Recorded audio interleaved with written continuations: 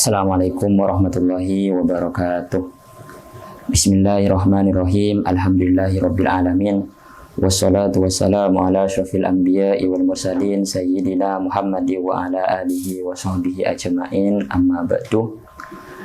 Alhamdulillahirabbil alamin. Kita panjatkan puja dan puji syukur kehadirat Allah Subhanahu wa taala yang telah memberikan taufik kepada kita sehingga kita pada saat ini diberi kesempatan untuk bertemu kembali, untuk ngaji bersama kembali di UIM Media, dan semoga kita oleh Allah Subhanahu wa taala diberikan kekuatan supaya ibadah puasa kita lancar dan supaya kita dapat menjalani kehidupan sehari-hari dengan baik.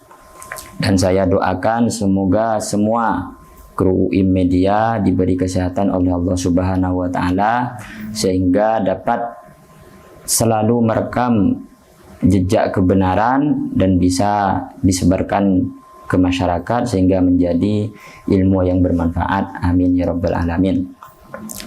Salatan wa salaman daimaini mutalazimaini ala sayyidina Muhammadin sallallahu alaihi wasallam yang telah memperkenalkan kepada kita manisnya ilmu, yang telah memperkenalkan kepada kita manisnya agama Islam sehingga kita bisa merasakan udara keilmuan pada siang hari ini, yakni sehingga kita bisa terangkis dari alam kebodohan menuju alam keilmuan. Amin ya rabbal alamin.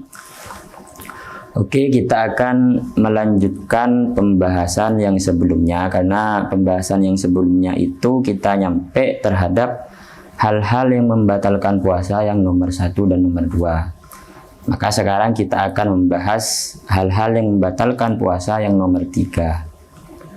Dan alhamdulillah pada kesempatan kali ini kita sudah nyampe ke tanggal 17 bulan Ramadan, yang mana semalam merupakan malam nuzulul Quran, malam turunnya Al-Quran. Dan hal ini menjadi salah satu sebab mengapa kok bulan Ramadan itu menjadi bulan yang mulia, ya karena salah satunya itu karena di bulan Ramadan ada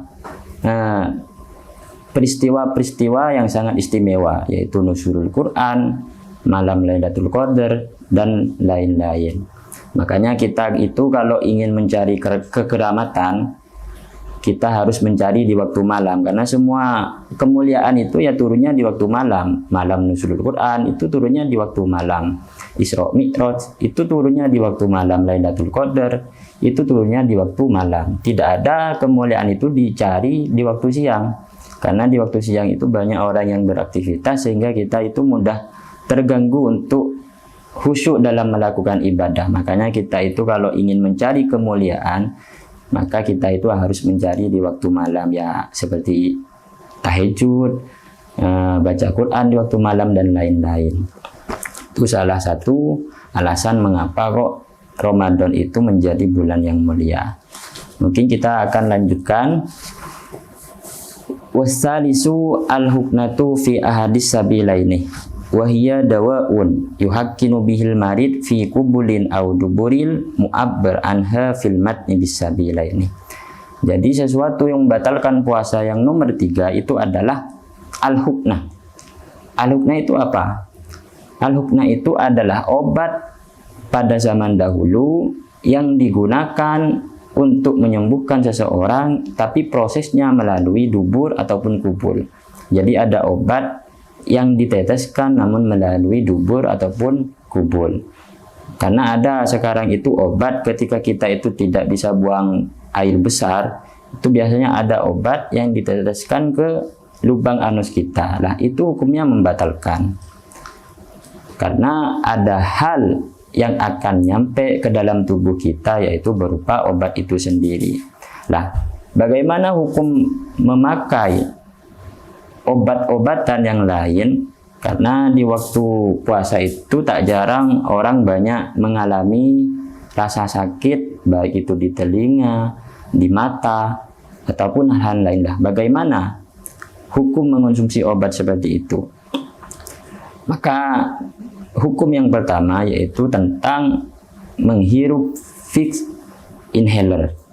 Ataupun kita lagi flu, kita lagi kurang enak dalam bagian tenggorokan biasanya kita itu menghirup balsem, menghirup fig, dan menghirup hal-hal yang lain. Lah itu hukumnya bagaimana? Apakah membatalkan puasa ataupun tidak? Maka dalam kitab Syarwani itu ada penjelasan wa yu'hadu minhu anna wusulad duhani alladhi fihi raihatul buhur aw ghairihi ilal jawfi la yuftiruh bihi. Sesuatu yang berupa bau berupa wangian, berupa hal-hal yang sifatnya bau, itu tidak membatalkan puasa karena yang nyampe ke dalam tubuh kita itu bukan suatu benda. Sedangkan yang membatalkan puasa itu ketika ada suatu benda yang masuk ke dalam tubuh kita sehingga puasa kita itu menjadi batal karena adanya benda ataupun ain yang nyampe ke dalam tubuh kita. Sedangkan fig inhaler itu ketika dihirup itu cuman udara, ya cuman bau obat-obatan. Nah, itu tidak sampai membatalkan puasa karena yang nyampe ke dalam tubuh kita itu bukan suatu benda. Lah, makanya hal ini juga bisa kita jadikan referensi hukum bagaimana ketika kita mencium bau makanan. Lah, itu tidak membatalkan puasa, namun dalam kitab yang lain itu cuman dihukumi makruh saja. Karena kita itu ketika menghirup makanan pasti selera kita itu akan meningkat.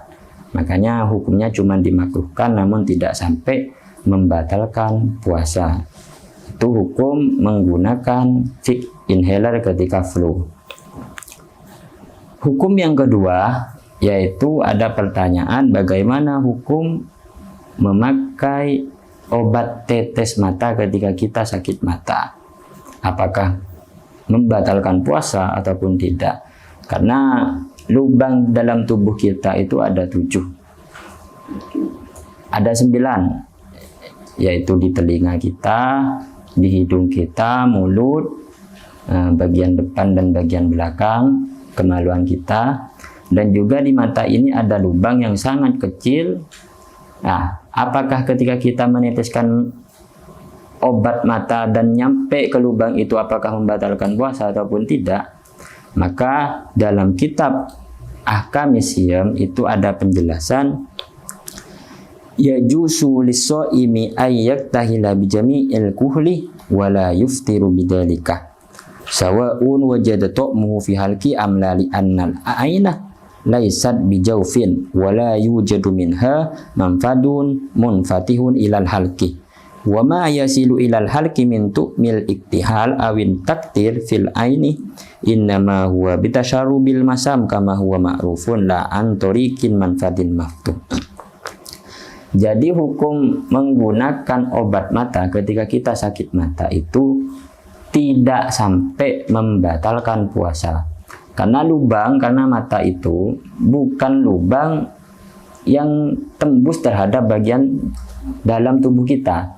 Sehingga ketika kita meneteskan obat mata, itu cairan itu tidak sampai nyampe ke dalam tubuh kita, cuman sebatas ada di mata saja. Karena mata itu bukan jauh yang tembus terhadap bagian dalam tubuh kita, sehingga tidak membatalkan puasa jika orang yang sakit mata itu meneteskan obat mata ke matanya. Itu tidak membatalkan puasa karena ya tadi di mata itu tidak ada jalur yang dapat menembus ke dalam tubuh kita, sehingga cairan mata itu cairan obat itu cuman ada di sekitar mata saja, tidak sampai tembus ke perut, tidak sampai tembus ke tenggorokan kita, sehingga tidak membatalkan puasa.